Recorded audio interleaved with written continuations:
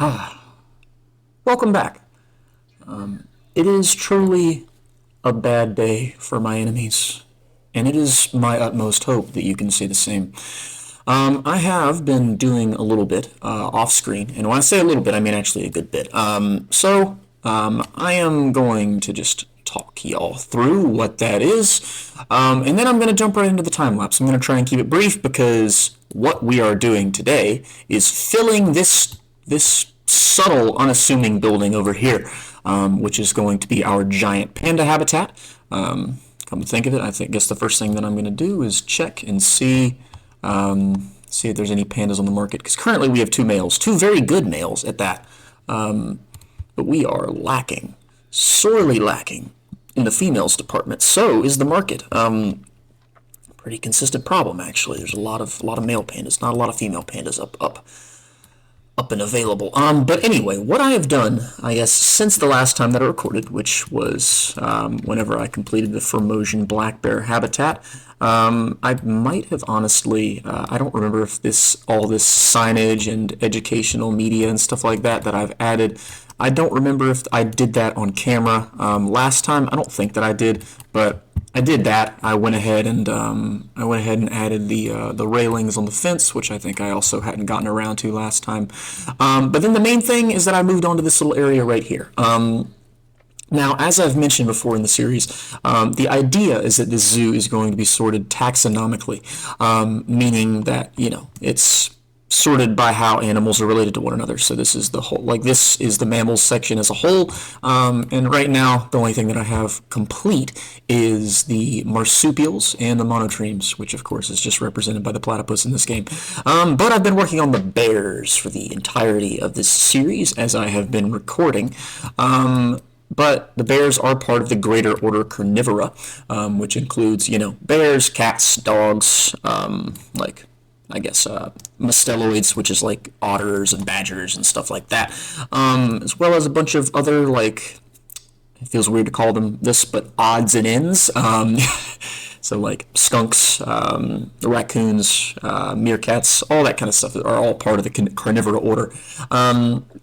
But I went ahead and built this building as sort of like a central landmark to the carnivora area. So the musteloids, I think, are going to go right here, and then we're probably going to have some of those other quote-unquote odds and ends kind of scattered throughout, but we're going to have, I haven't decided 100% yet, but I'm thinking felids, cats back here, and then canids maybe over here.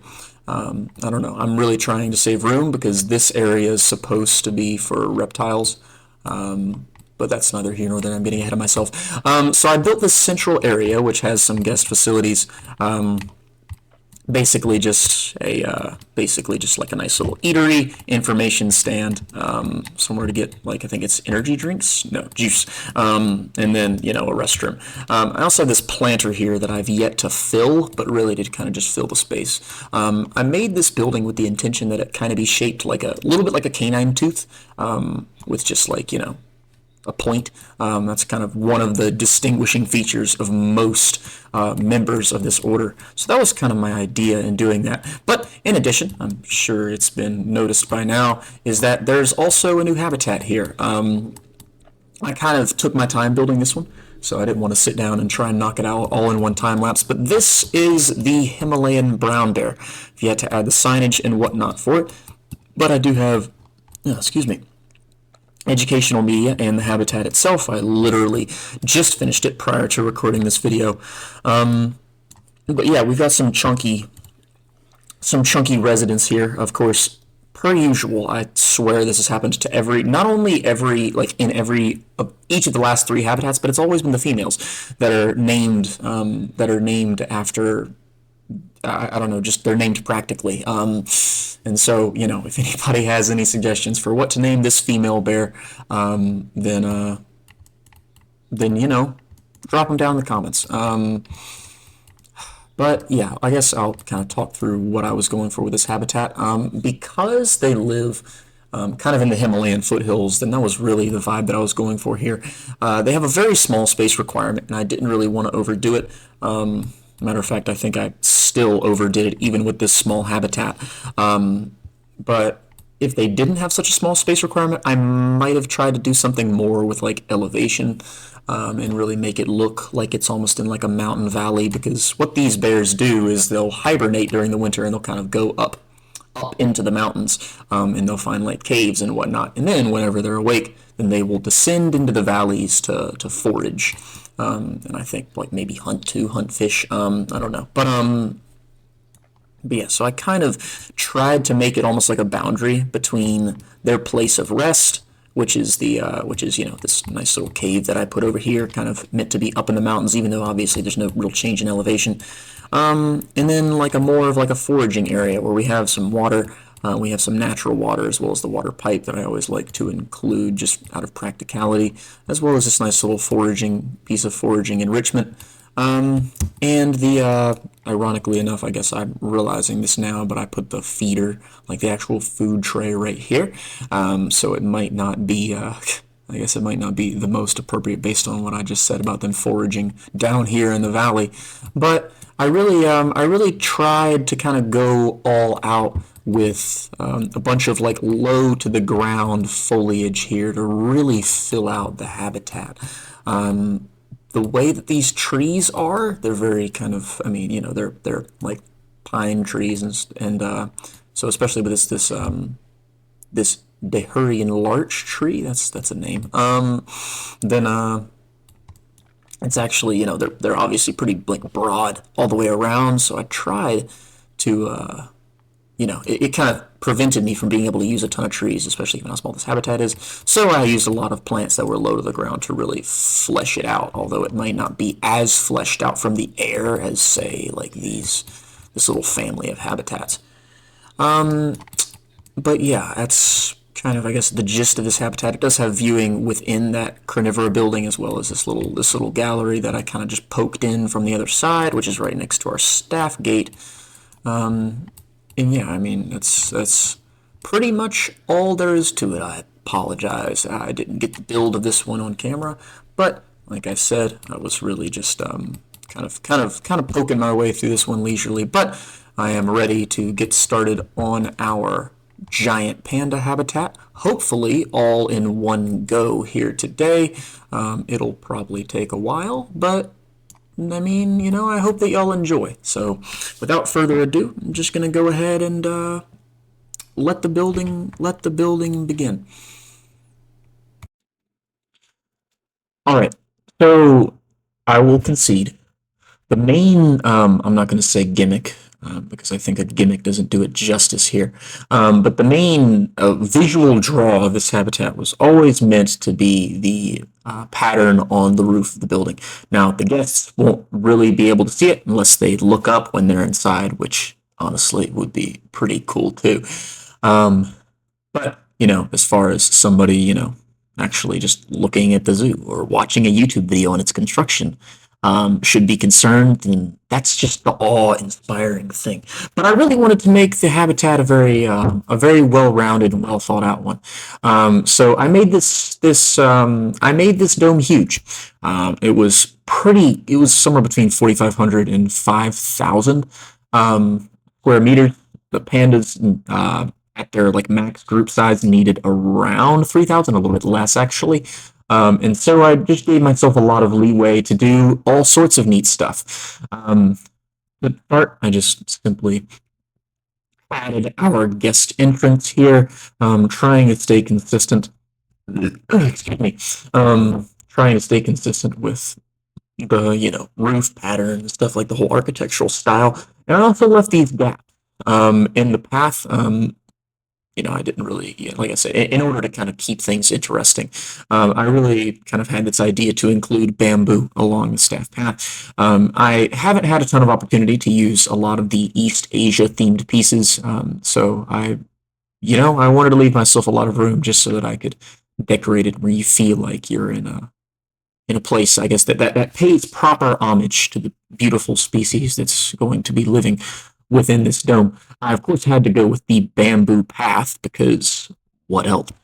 I mean, like, come on, like, really, like, I would compel any one of you to go into the comments and tell me what path would be better for this. And if I agree with you, then on video, I will go back and I will change the path. Don't think that I won't, and I will give credit to whoever pitches such an idea. Um, but using my best judgment, I went with the bamboo path. And I stand by that decision. I did have a problem with the grid working for these particular windows, so I ended up using some of these panels that aren't operating based on the grid. Um, and honestly, I think they look pretty good. Honestly, I think the whole habitat felt pretty good. You'll have to wait and see. Um, but I, of course, am recording this commentary after the completion of said habitat. So spoiler alert, it turned out pretty good. Um, or at least I think it did. But anyway, yeah, I really wanted to kind of give this gallery an interesting shape. I thought about doing more with it, really like throwing some paths like through the habitat, but with this species, it can't be an actual walkthrough habitat. So it would involve one, it would fragment the habitat, which I think would be very ironic um, in this game where conservation education is a big priority. If I fragmented their habitat inside the zoo, because in the wild their habitats are definitely being fragmented, and it's not because people want, it's not to allow people to see them. It's just because people in general just don't care enough. But anyway, um, once I finished, like, I guess the basic outline of the once I finished, I guess the basic outline of the gallery, I did go back and add some of these East Asia fences. Like I said, I've really been chomping at the bit for a while to use these pieces. I think they just look fantastic, and they weren't quite the right length for me to be able to get even increments. So I ended up leaving some gaps, but honestly, I think they still work out really well. I was able to kind of plug the gaps with some bends at the end of the time lapse here. Um, but until then, honestly, even just leaving the gaps open, I think it's like this fence is pretty clearly just meant to be decorational, more than anything else.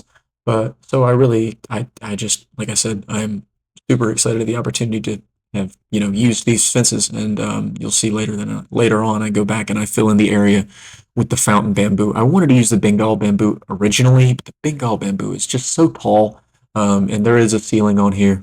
Originally, I left the ceiling like open in certain spots, but I realized that the bamboo, the leaves and stuff flare out near the top. So I ended up just kind of deciding that that wasn't the most superb of ideas. Um, but all in all, though, I'm really pleased with how this fencing turned out. I think it makes the actual width of path into this gallery much more practical and much more aesthetic with it being kind of broken up. After that, I went ahead and redefined my null barriers because whenever I build habitats, I try to stay like always conscious of how much space I am leaving for the animals. So I checked to make sure that it was actually still an appropriate amount.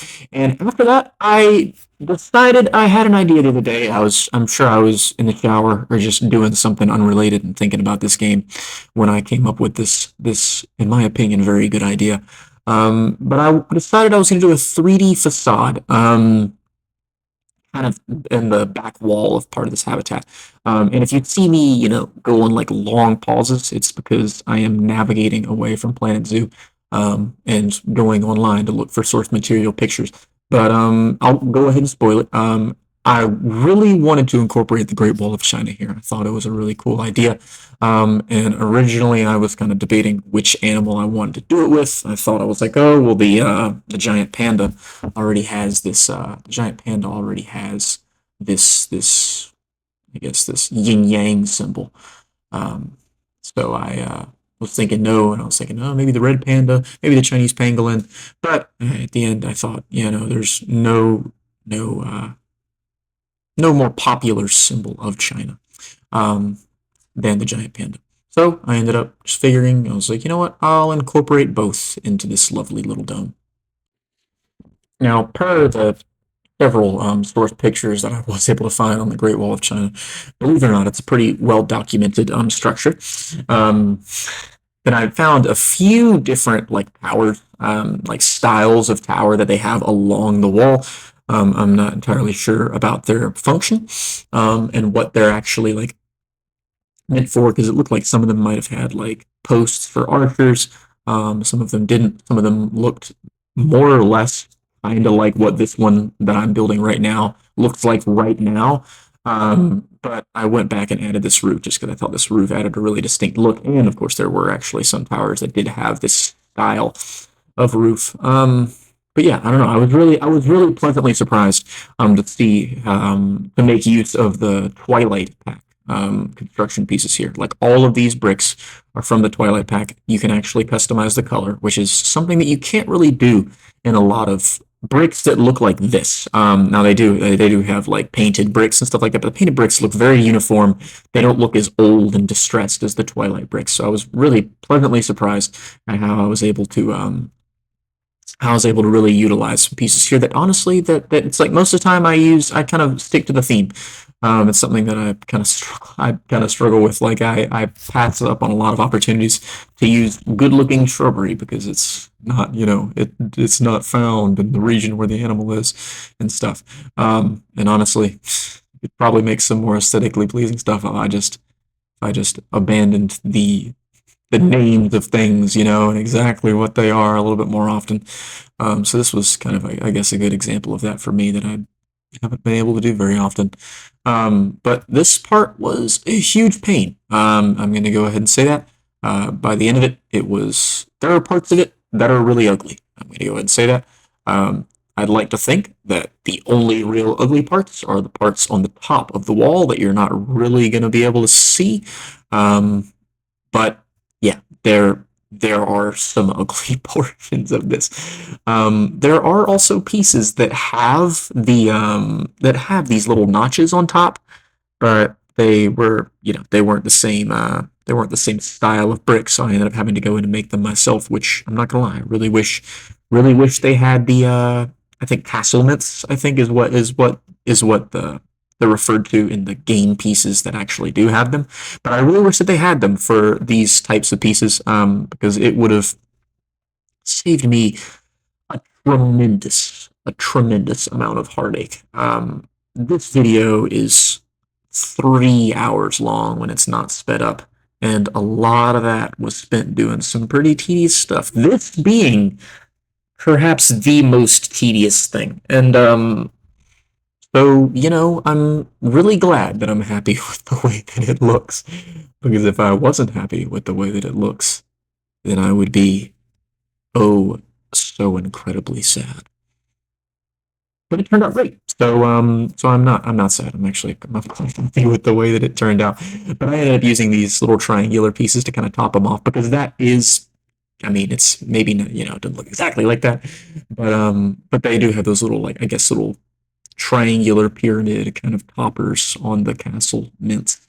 They say castle mints, but like this wall long predecesses any like actual like European, like what we typically think of when we think of castles. But that's neither here nor there. These little notch thingies were topped in triangles. So I went and topped them in triangles. Goodness gracious. I'm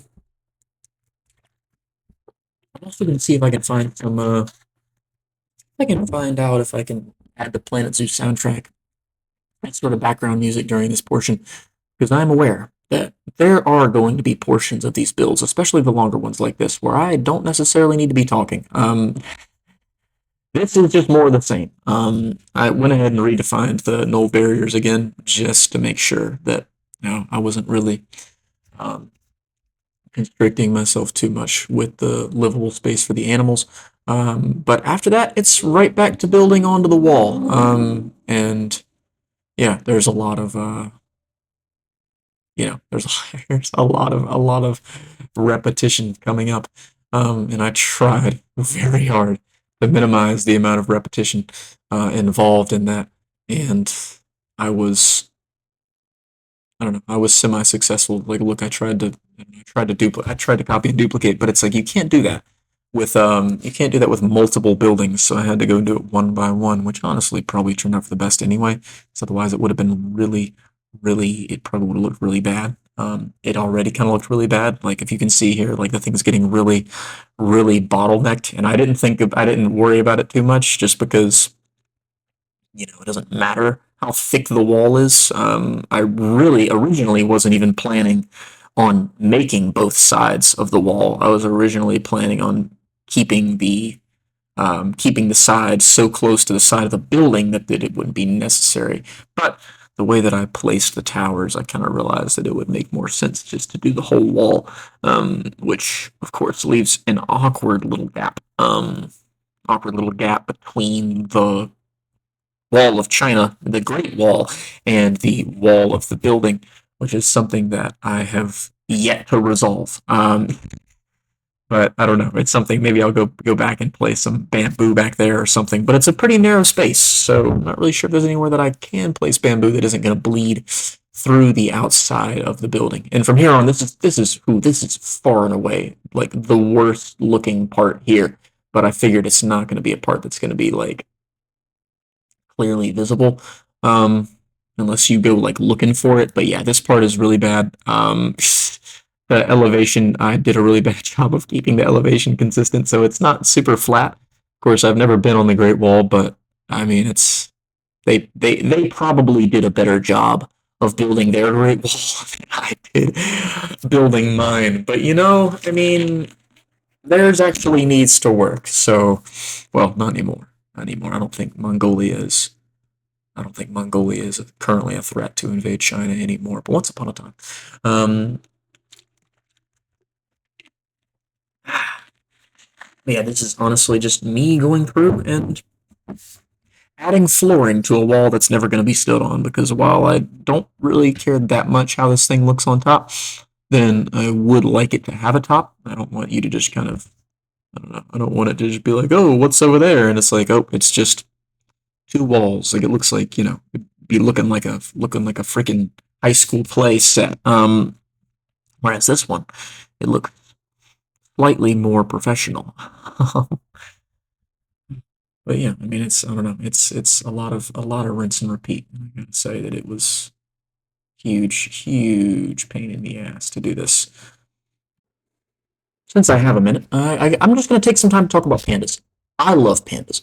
I don't think I know anybody who like actively dislikes pandas, so that doesn't make me particularly special that I love pandas. But man, do I love pandas! It's so sad because they are insanely hard to breed in captivity, which is, I guess, why it's been, I guess, such a challenge. Well, I mean, it's been such a challenge to breed them in captivity, yes, but it's also been like part of the reason why it's been so difficult for humanity to do anything about their population decline. Um, that's I say it's hard for humanity to do anything about their population decline. We are causing their population decline, so it's not like there's nothing we can do. Um, but as I'm sure is common knowledge by anybody who will be watching this, pandas primarily subsist on bamboo, and so I really made it a priority to put a lot, and I mean a lot, of bamboo in here. Like, you think you've seen me putting some bamboo in here? Like, so far? Oh no, I'm just getting started. I went absolutely stupid with the bamboo thickets and whatnot that I put in this building. And honestly, I think it turned out really well. Like, I don't know, I feel like every time that I see like pictures of pandas, they are just surrounded by bamboo. And I don't know if it's called like a bamboo forest that they live in, or if there's another word other than forest, because it's like forest, I think, you know, trees.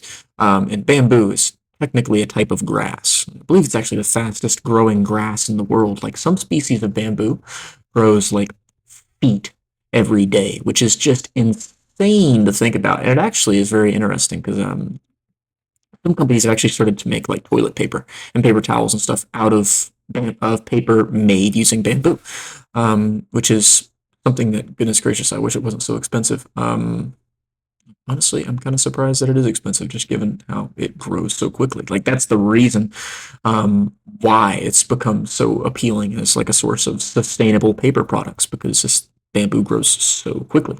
Whereas if you're using tree pulp, trees take years to grow. Bamboo, it's like, I mean, like this bamboo is tall. This bamboo is probably, I don't know, like 8 meters tall, it looks like, just kind of comparing it to that wall that I know to be 4 meters tall. Like, that is like, 3 feet per day. That's like a week.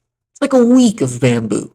A week of bamboo growth in these things that are, I don't know, 10 times taller than a man. And that is just insane to me. I did go back and add other plants and like trees and stuff like that, but I wanted the bamboo to be the main focus of this habitat. Not only was it, made it a lot easier because I didn't have to go like rifling down the list of available foliage as much. I still had to do it, but not as much. But I mean, yeah, you know what, actually, come to think that I'm going to snip this and I'm going to speed it up even more because the rest of this is pretty much just me placing plants.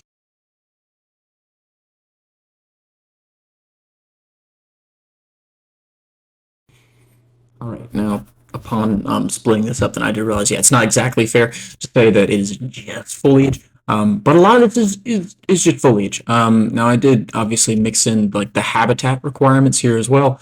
So you might see me doing some throwing down some enrichment and doing some terrain painting and stuff at times 9 speed instead of times 6 because this is a was a very long process.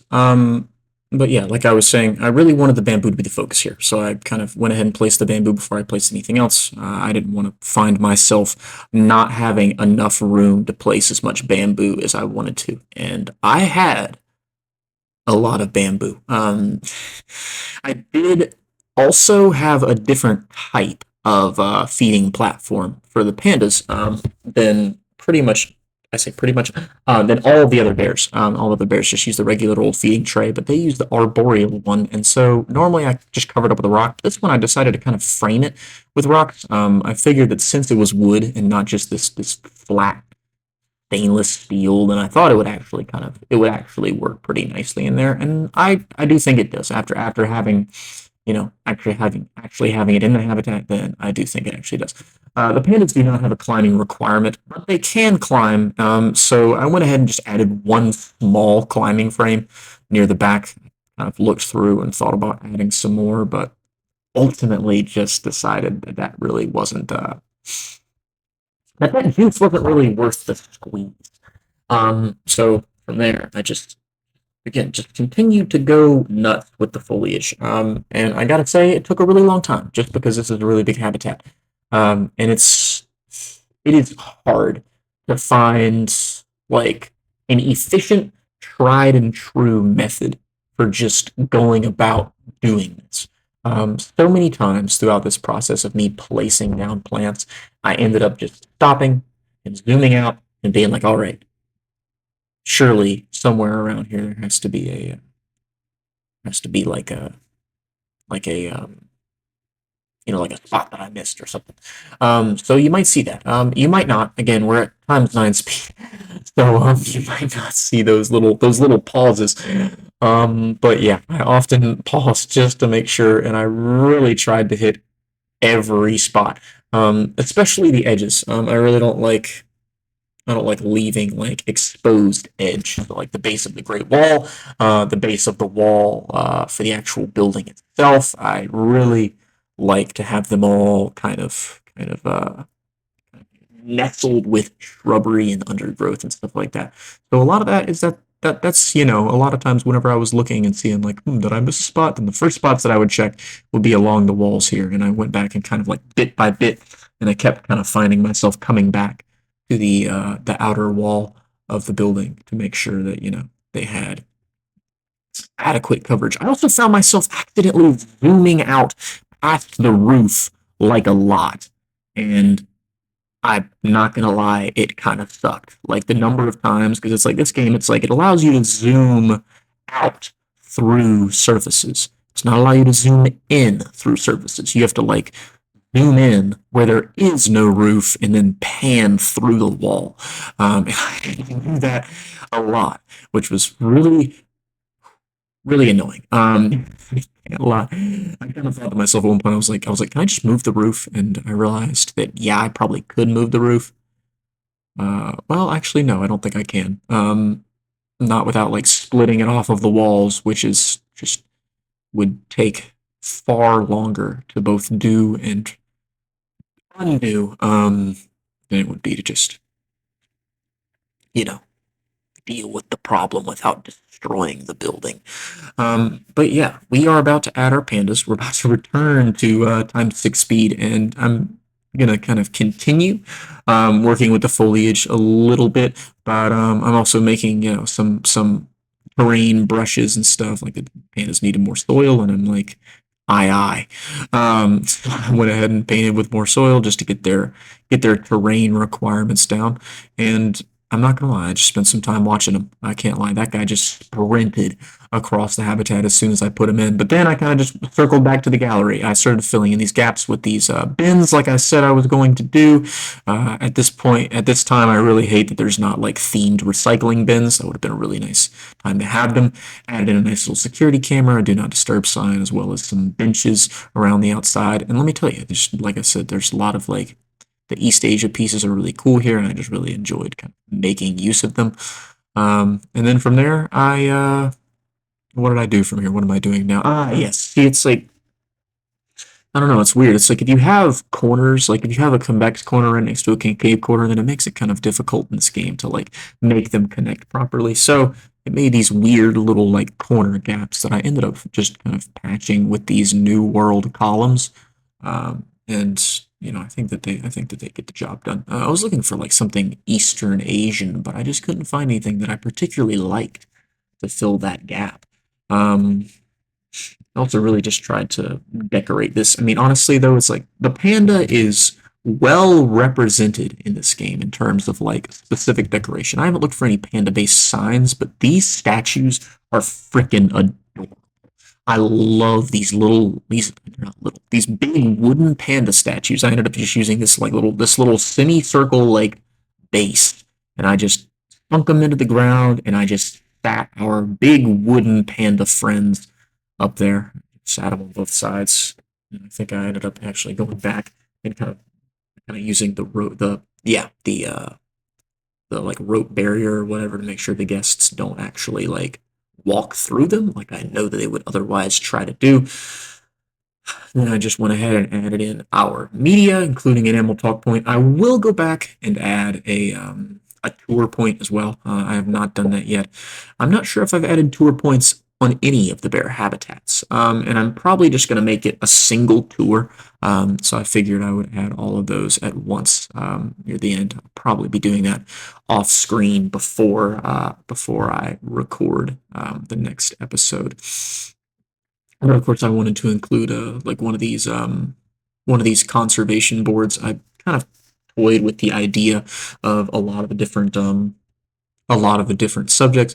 Of course, a lot of the different subjects to um, apply to the giant panda. I think I ended up doing habitat fragmentation because that one most definitely applies. But it's a panda, so I honestly figured that one of them would have a picture of a panda, and that would be the one that I went with. But I don't think that any of them actually did.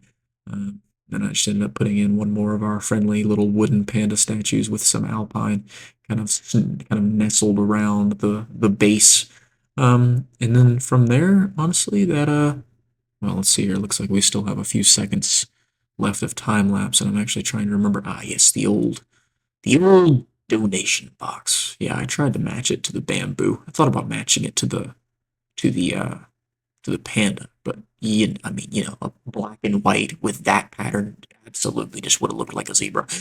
Um, I don't know. I contemplated putting a bathroom down, but ultimately decided that I was not going to do that. Oh my goodness!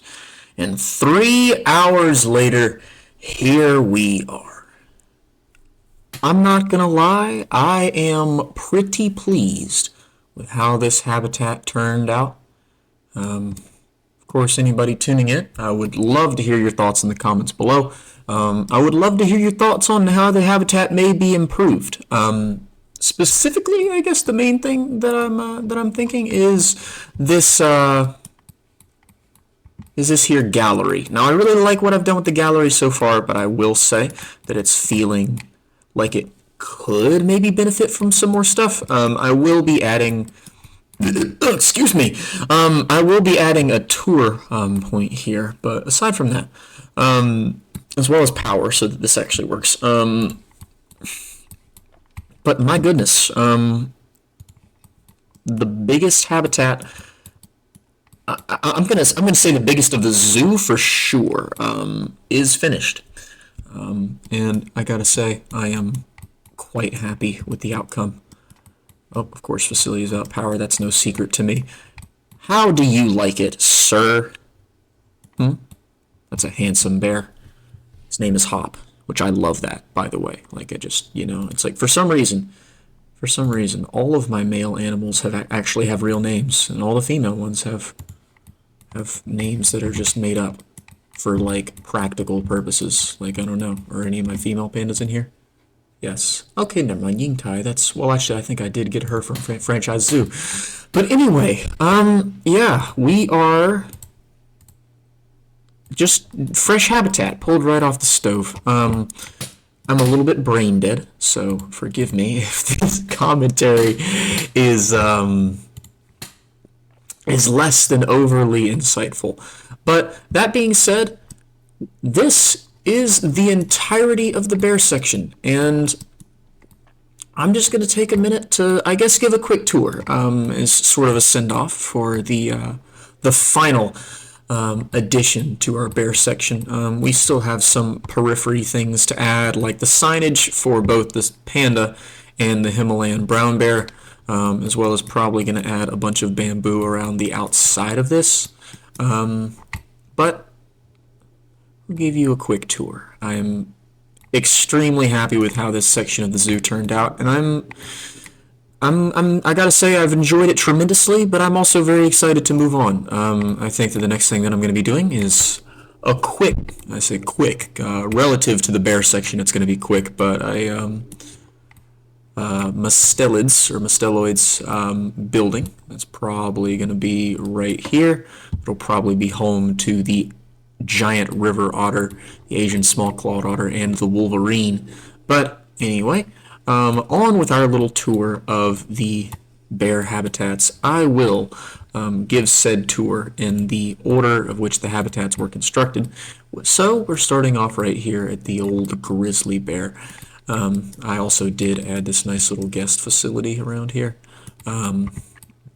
But for the time being, we're just going to be looking at our habitats. Now, the grizzly bear habitat, oh, they have a cub and they're eating fruit. Just a family dinner. Himison. Look at Himison. Himison's got some pristine genes. But anyway, it should be noted that my biggest fan, actually, the biggest supporter of this channel and my streaming career is my friend Matthew, who requested that he have a bear named after him. So this is Matthew. But yeah, I mean, all of these habitats are pretty small. I will say that most of them are pretty snugly at the spatial requirement for their group, which is something that I used to struggle with. I used to make them way too big. But moving on, though, we have our sun bear habitat. And I will say that just from the start of working on these bear habitats to the end, I will say that I feel like my foliage work has come a long way. I might go back and add some more foliage to this. Oh, look at him. Look at him hanging out on that rock. He's so cute. What's your name? Budawadi. Okay. You're such a sweet young lady. Hi there. Oh, crowding issues. Yep. So yeah, once these guys are fully grown, then they will be definitely being released into the wild. But until then, hello? What is this? What facility is broken? Let me actually see if this is, I'm kind of concerned that maybe this is a staffing issue. Yeah, I'm going to try and make this quick, though, because I know that was a long